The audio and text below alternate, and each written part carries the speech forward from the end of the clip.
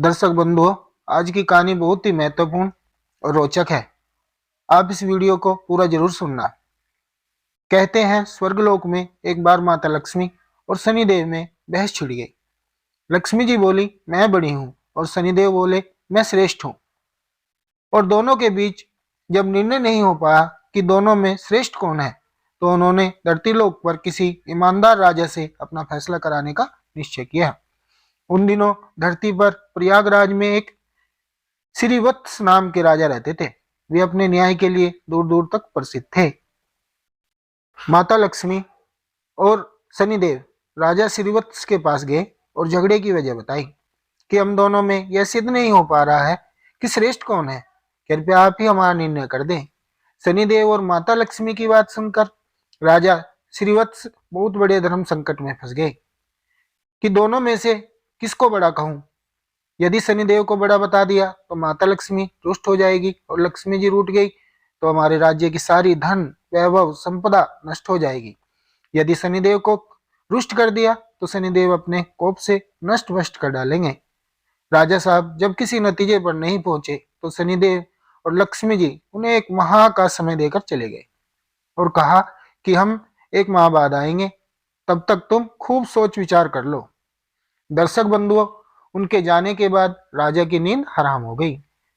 वे हर क्षण इसी बात को लेकर चिंतित रहने लगे कि एक माह के बाद जब शनिदेव और माता लक्ष्मी आएंगे तो वे किसको श्रेष्ठ बताएंगे, क्या निर्णय देंगे। उनके सामने परिस्थिति बहुत ही विकट थी। वे जानते थे कि एक को बड़ा बताएंगे तो दूसरा नाराज हो जाएगा और उनके राज्य पर बहुत बड़ा संकट आ सकता है।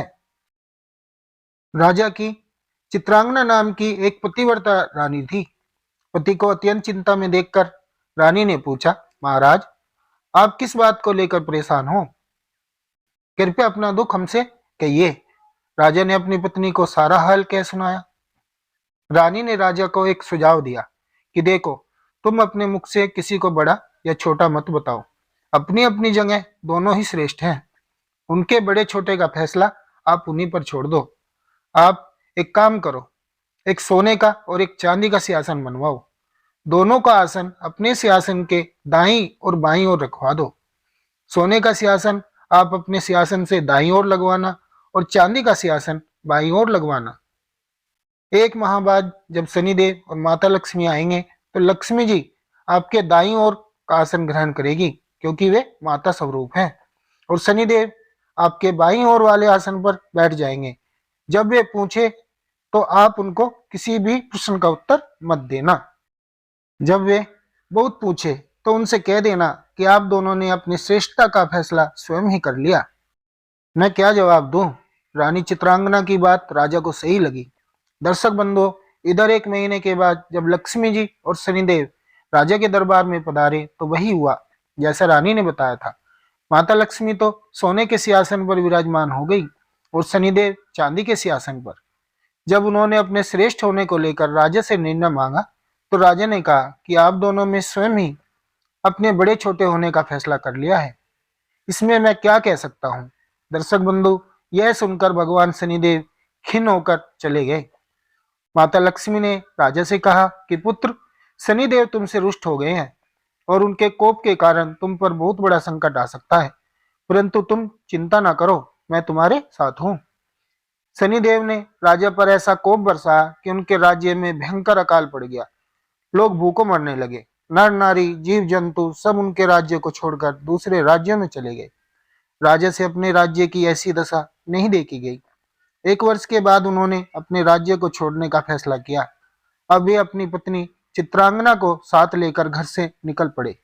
एक पोटली में उन्होंने हीरे जवाहरात, कुछ जेवर, आभूषण बांध लिए। सोचा जहां रहेंगे वहां विपत्ति में यह बहुत काम आएंगे, इन्हें बेचकर हम अपना गुजारा कर लेंगे। राजा रानी घर से निकले ही थे कि उसी समय भयंकर आंधी तूफान आ गया। चारों तरफ अंधकार छा गया। वे इस अंधेरे के कारण रास्ता भटक गए। समझ में नहीं आ रहा था कि कहाँ जाए। तभी माता लक्ष्मी एक छोटी सी कन्या का रूप धरकर आती हैं और लालटेन की सहायता से उन्हें एक नदी के किनारे पहुंचा देती है। नदी पर छोड़कर माता लक्ष्मी वहां से चली गई। अब उनके आगे समस्या यह थी कि नदी को पार कैसे किया जाए। यह सोच ही रहे थे कि उसी समय शनिदेव एक नाविक का रूप बनाकर नाव लेकर उसी किनारे पर जहां पहुंचे जहां राजा रानी खड़ी थी। राजा ने नाविक से नदी के उस पार जाने का आग्रह किया।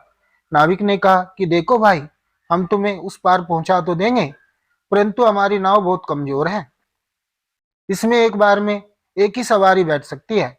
राजा ने कहा चलो एक एक करके ही उतार दो। अब पहले तो नाविक रानी को उस पार पहुंचाया, फिर राजा को ले गया। तीसरी बार में उस नाविक ने राजा को धन की पोटली रख ली, लेकिन वह नाविक तो स्वयं शनिदेव थे, इसलिए वह धन की पोटली लेकर नदी के बीचों बीच से गायब हो गई।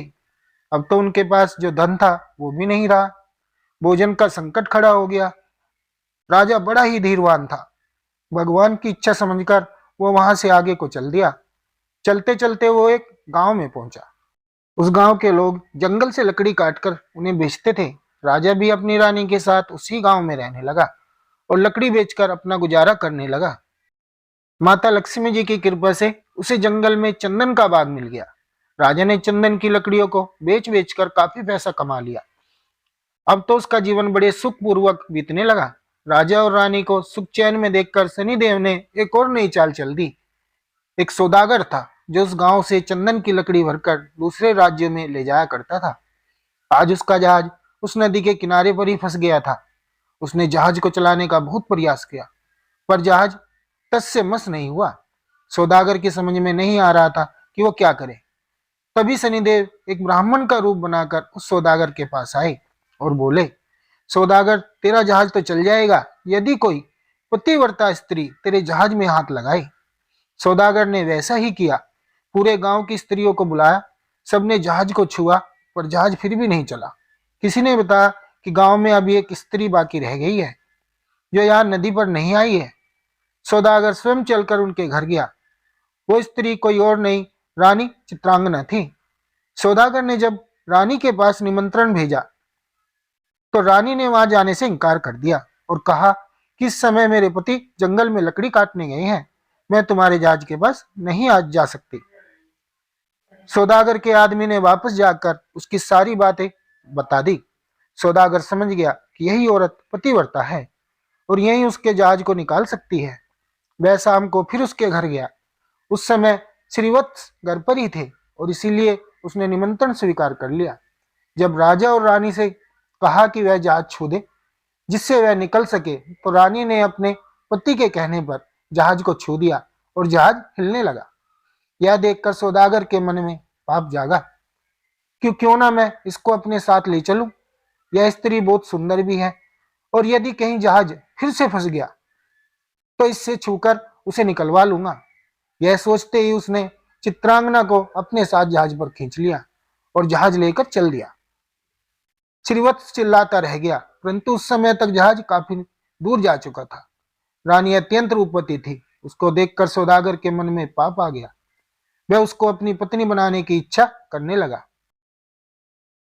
रानी ने सौदागर की छेड़छाड़ से तंग आकर सूर्य देवता से प्रार्थना की कि उसको अपने सती की रक्षा करने के लिए उसे कोड़ दे दे। उसकी प्रार्थना भगवान सूर्य ने सुन ली।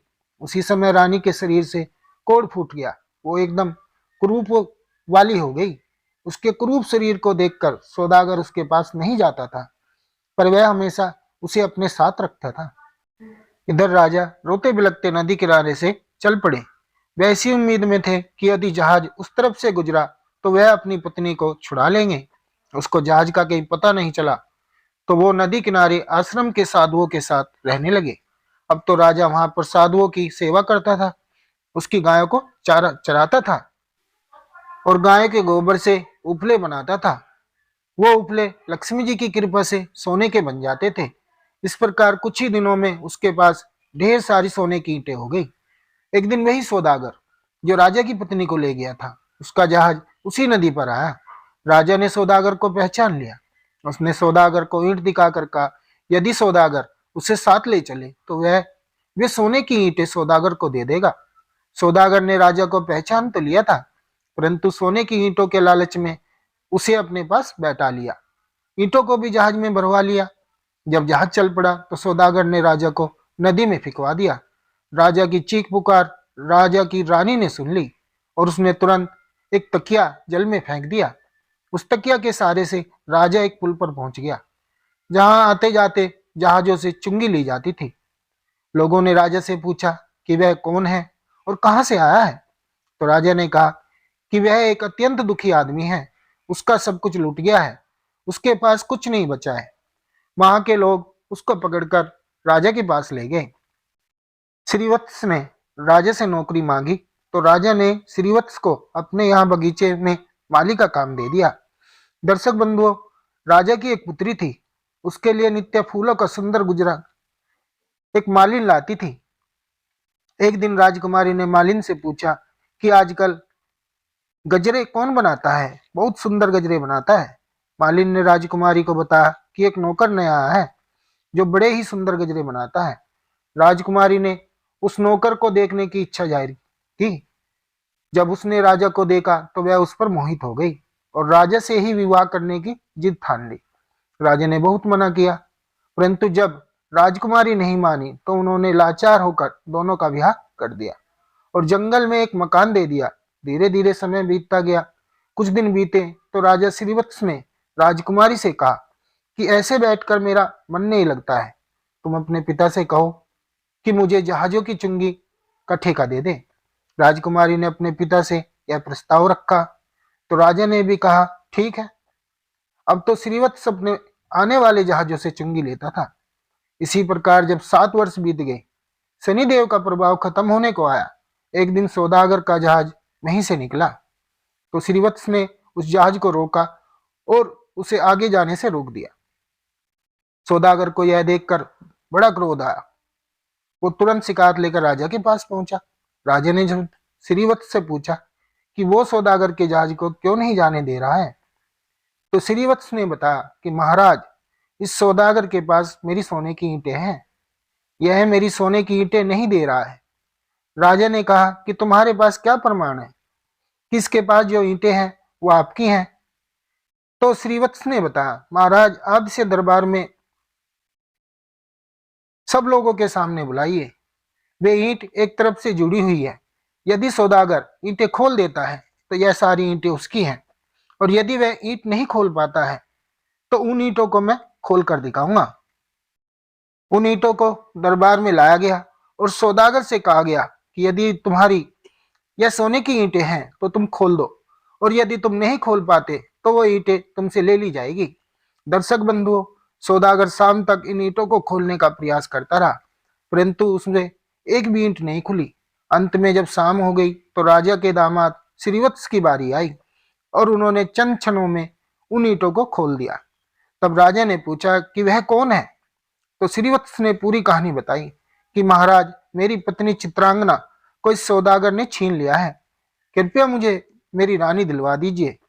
दर्शक बंधुओं, राजा ने सौदागर से कहकर तुरंत रानी चित्रांगना को पालकी में बुलवाया और सौदागर को पकड़कर कैसे कड़ी सजा दी। चित्रांगना ने पुनः सूर्य भगवान से प्रार्थना की कि वो मेरे रूप को फिर से पहले वाला लौटा दे। दर्शक बंधु, भगवान सूर्य देवता की कृपा से रानी फिर से सुंदर हो गई। राजा ने आदर पूर्वक श्रीवत्स को खूब सारा धन देकर विदा कर दिया। साथ में अपनी बेटी को और चित्रांगना को भी उसने अपनी बेटी मान लिया और खूब धन दौलत देकर राजा को प्रेम पूर्वक विदा कर दिया। राजा पुनः अपने राज्य में लौट आया और फिर से राज सिंहासन पर सवार हुआ।